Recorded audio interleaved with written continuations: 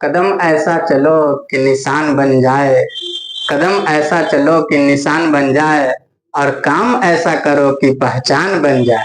तो दोस्तों नमस्कार, मैं वीके सर। कैसे हैं दोस्तों आप सब? आशा करता हूं आप सब ठीक होंगे। तो दोस्तों आज मैं सभी प्रतियोगिता परीक्षाओं के लिए 5 अति महत्वपूर्ण प्रश्नों को लेकर आए हैं।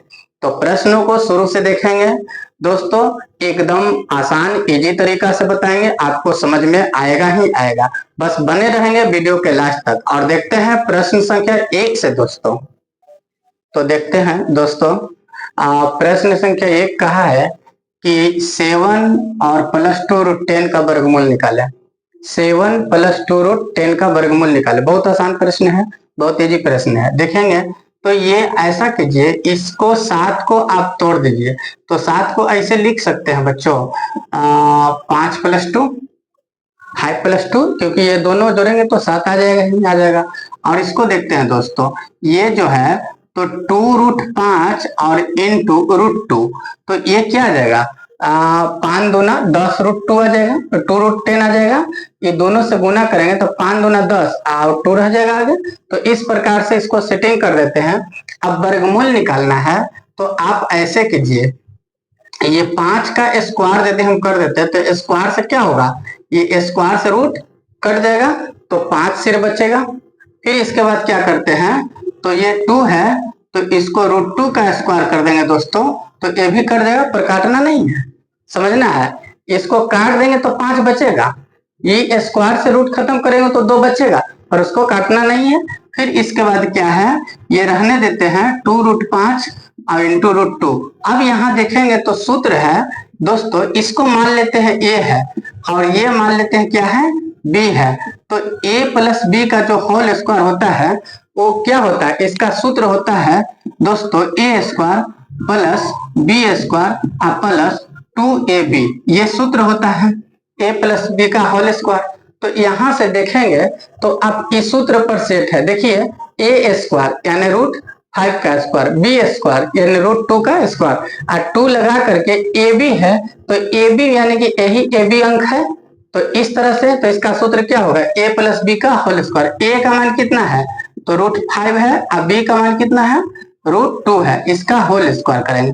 अब देखिए इसका वर्गमूल निकालना है, तो वर्गमूल निकालने के लिए तो एक स्क्वायर कैंसिल कर दीजिए, एक स्क्वायर हटा दीजिए, तो क्या आ जाएगा 5 + √2। ये सिर्फ होगा जो आपका क्या हो जाएगा, ये आंसर हो जाएगा दोस्तों।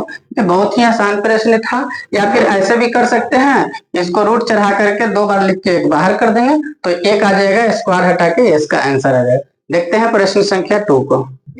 तो देखेंगे साथियों, लिखा है प्रश्न संख्या 2 में कि माध्यिका 36 के साथ एक परीक्षा के लिए आरोही क्रम में 11 छात्रों के अंक दिए गए हैं, तो k का मान क्या है। दोस्तों 11 छात्र है और ये अंक आरोही क्रम में है, मतलब बढ़ते क्रम में। ध्यान में रखेंगे आप कि आरोही क्रम रहे अवरोही क्रम रहे, ये माध्यिका जो है सभी अंक बढ़ते या घटते होना चाहिए, या तो पूरे बढ़ते चला जाए या पूरे घटते चला जाए। तो देखेंगे 10 के बाद 12 है, 12 के बाद 16, 25, 28 और k + 3 है, तो ये 28 से ज्यादा है। k + 5 है तो ये भी क्या है, इस अंक से ज्यादा है। ये इस तरह से बढ़ते गया है तो k का मान निकालना है। साथियों सबसे पहले इस अंक को गिन लेंगे कि अंक है कितने।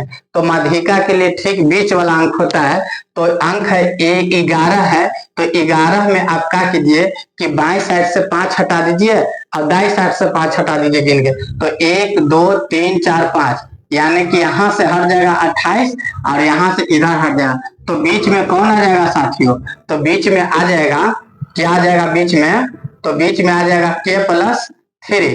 ये क्या हुआ, माध्यिका हुआ, लेकिन माध्यिका दिया हुआ है, कितना दिया हुआ है, 36 दिया हुआ, तो 36 लिख देंगे।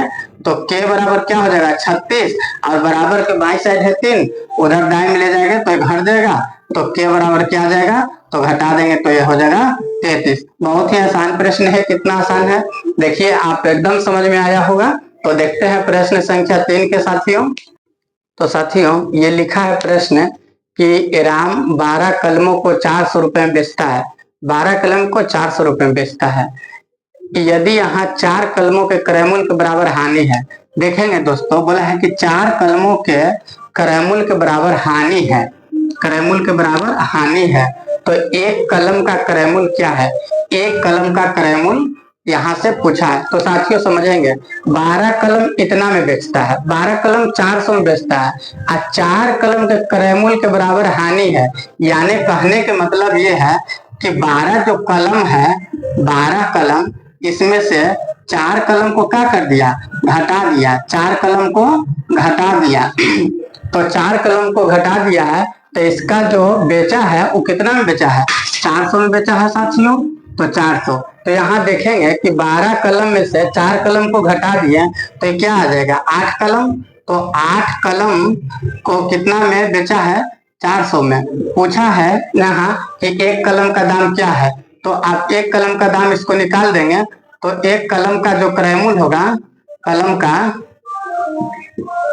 क्रयमूल्य, तो ये क्या आ जाएगा साथियों, तो 400, और ये क्या है, शुरू वाला हमेशा नीचे लिख देंगे, तो ये काट दीजिए, तो 8 5 40 पर 0, यानी कि एक कलम का क्रयमूल्य कितना हो गया दोस्तों, 50 रुपया आंसर आ गया। बहुत ही आसान प्रश्न है और बहुत ही प्यारा प्रश्न है। आप इसको बढ़िया से समझेंगे साथियों, तो अच्छे से समझेंगे। देखिए 12 कलम को बोला था कि 400 में बेचता है, और 4 कलम के क्रयमूल्य के बराबर हानि, 4 कलम के क्रयमूल्य के बराबर हानि, यानी कि 8 कलम का क्रयमूल्य, तो 8 कलम का क्रयमूल्य 400 दिया है, तो एक कलम का कितना था, 8 5 40, 50 रुपया होगा। तो देखते हैं प्रश्न संख्या 4 को दोस्तों। तो साथियों अब देखेंगे, प्रश्न संख्या 4 है, कहा कि किसी परीक्षा में 80% छात्र पास हुए। साथियों 80% छात्र पास हुए, इसका मतलब है कि 20% छात्र फेल हुए। टोटल 100% होता है, जिसमें 80% पास हुआ तो 20% फेल हुआ। तो साथियों यहाँ देखेंगे कि 20% जो छात्र है, ये 20% छात्र क्या हुआ है, फेल हुआ है। अब फेल जो हुआ 20% छात्र, और यहाँ जो अंक दिया है वो 160 में दिया है। कितना दिया है, 160, यानी 20% बराबर 160। 20% फेल किया, अब फेल छात्र दिले 160। तो बोला है परीक्षा में कितने उपस्थित हुए हैं, तो परीक्षा देने वाले छात्रों की संख्या, तो टोटल दोस्तों 60%, 100% दे रहा होगा विद्यार्थी। टोटल परीक्षार्थी कितना होगा, 100%, तो 100% निकाल दीजिए, तो 160 है, और इस शुरू वाला हमेशा नीचे आ जाएगा, और 100% निकालना है तो 100 से गुना कर देंगे, काट देंगे, वो 0 से 0 कर देगा साथियों, आज 2 से कर देगा, ये 8 बार में। देखिए 0 0 कर देगा, तो 2 से काटेंगे 16 को 8 बार में। अब 8 में 100 से गुना करेंगे तो ये 800 हो जाएगा। यानी कुल कितने परीक्षार्थी उपस्थित हुए थे, तो 800 परीक्षार्थी परीक्षा दे रहे थे। बहुत ही आसान प्रश्न है दोस्तों। देखते हैं प्रश्न संख्या को 5 को। तो साथियों प्रश्न संख्या 5 है कि दो संख्याओं का योगफल, दो संख्याओं का योगफल तथा अंतर। तो पहले दिया है योगफल, तो योगफल 20 हो जाएगा, और बाद में लिखा है अंतर, तो अंतर 16 हो जाएगा। तो संख्याओं का बोला है गुणनफल क्या है। बहुत ही आसान प्रश्न है। देखिए इस टाइप का अगर प्रश्न हो तो आप डायरेक्ट इसको ऐसे निकालेंगे कि पहली संख्या जो होगा साथियों, पहली संख्या, तो ये पहली संख्या को ये दोनों अंक को जोड़ के हाफ कर दीजिए, 2 से डिवाइड कर दीजिए। इस दोनों अंक को क्या करेंगे, जोड़ दीजिए, 20 को और 16 को जोड़ करके और 2 से का इसको हाफ कर देंगे, तो ये पहली संख्या निकल जाएगा। जोड़ेंगे तो कितना हो जाएगा दोस्तों, ये 36 हो जाएगा। 36 को 2 से काट देंगे, डिवाइड दे देंगे, तो ये 18 हो जाएगा। तो पहली संख्या 18 गया साथियों। एवं दूसरी संख्या जो है, तो दूसरी संख्या जो निकालना है, तो दूसरी संख्या ये क्या हो जाएगा दोस्तों, तो ये दोनों का अंतर बाई 2, ये दोनों का एक बार जोड़ के आधा करना है और एक बार क्या करना है, घटा के 2 से डिवाइड करना। इसको घटाएंगे, 16, 20 में से 16 तो 4 आएगा साथियों, 2 से काटेंगे तो 2, तो ये दूसरा का आ जाएगा 2। अब बोला है इसका गुणनफल क्या है, तो अब साथी बहुत आसान प्रश्न है, 18 दूना 36 होगा। तो अब संख्याओं का गुणनफल, संख्याओं का गुणनफल, तो ये संख्याओं का गुणनफल जो है ये कितना हो जाएगा, 18 में 2 से गुना कर देंगे तो 18 दूना 36 हो जाएगा। ये हमारा क्या आ जाएगा, आंसर आ जाएगा। इसको साथियों x प्लस वाई करके दे सकता है और x माइनस वाई और पूछ देगा एक्स वाई का मान क्या है। तो प्रश्न बहुत आसान है। आशा करता हूं आप सबको समझ में आया होगा। तो साथियों आज के लिए इतना ही। आप सबको बहुत बहुत धन्यवाद साथियों, बहुत बहुत धन्यवाद। वीडियो आपको कैसा लगा आप कमेंट बॉक्स में मुझे जरूर जरूर बताएंगे। अगर आपको अच्छा लगा तो लाइक शेयर सब्सक्राइब करना ना भूलेंगे साथियों। बहुत बहुत आप सबका धन्यवाद।